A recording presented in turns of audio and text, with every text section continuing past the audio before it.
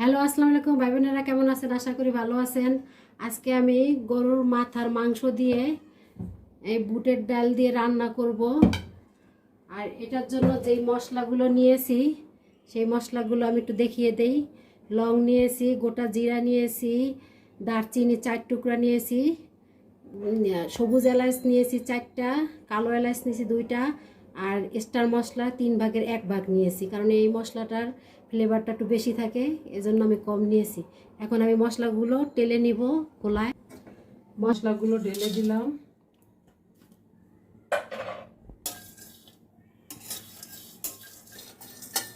হালকা আছে টেলে নিব মশলাগুলো, বেশি ভাজবো না।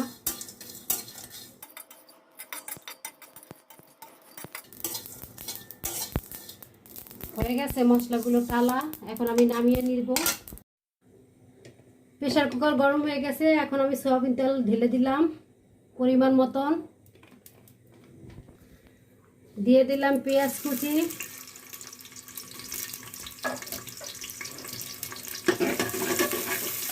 পেঁয়াজটাকে বাদামি কালার করে ভেজে নিব। পেঁয়াজটা আমি বাদামি করে ভেজে নিয়েছি।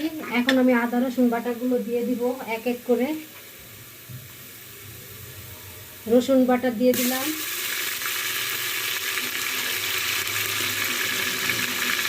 আদা বাটা দিয়ে দিলাম,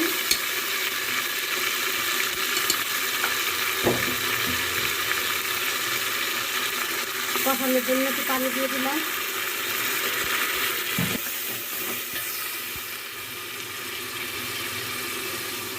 এখন আমি ধনে জিরের গুঁড়ো সামান্য একটু নিয়েছি, আর মরিচের গুঁড়ো, হলুদের গুঁড়ো, আর স্বাদ মতন লবণ সম্পূর্ণটা ঢেলে দিলাম।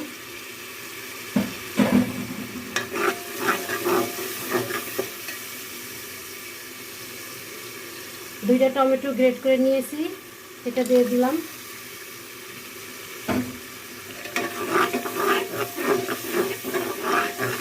মশলাটা একটু ভালো করে কষিয়ে নিব।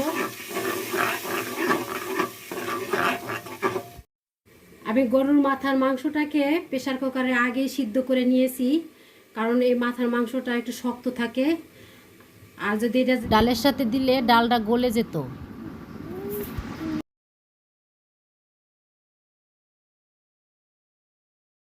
এই জন্য আলাদাভাবে প্রেসার কুকারে সিদ্ধ করে নিয়েছি। এখন এই মাংসটা আমি এখন প্রেসার কুকারে দিয়ে দিব।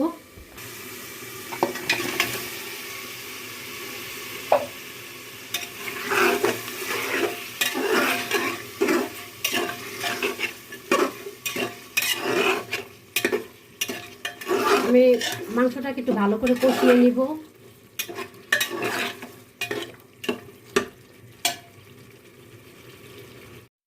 মাংসটা আমি ভালো করে কষিয়ে নিয়েছি।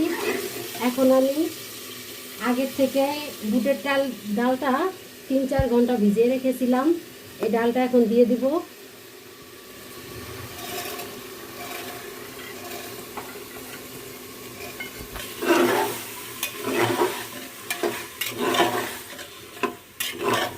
এখন আমি এই ডালটার সাথে আর মাংসটা ভালো করে কষিয়ে নিব।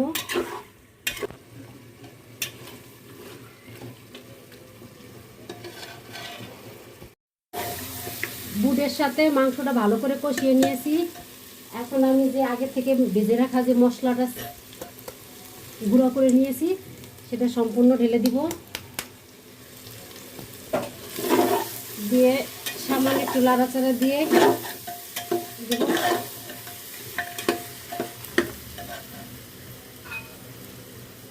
প্রেসার কুকারে মাংসটা যেহেতু সিদ্ধ করছি, সেই পানিটা আমি এখন দিয়ে দিব।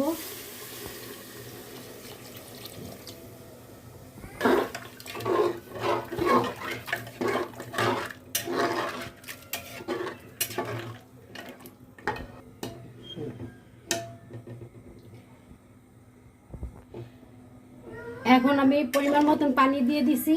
প্রেসার কুকার ঢাকনাটা লাগিয়ে দিব, 5-6 মিনিটের জন্য এটা সিদ্ধ করব।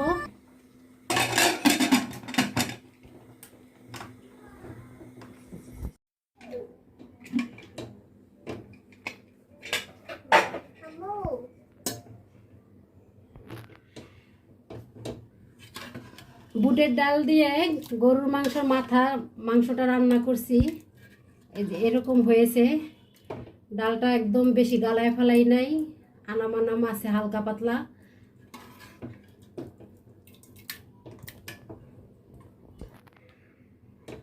আমার রান্নাটা যদি ভালো লেগে থাকে তাহলে আমার চ্যানেলটা সাবস্ক্রাইব করবেন, আমার সাথে থাকবেন। আসসালামু আলাইকুম।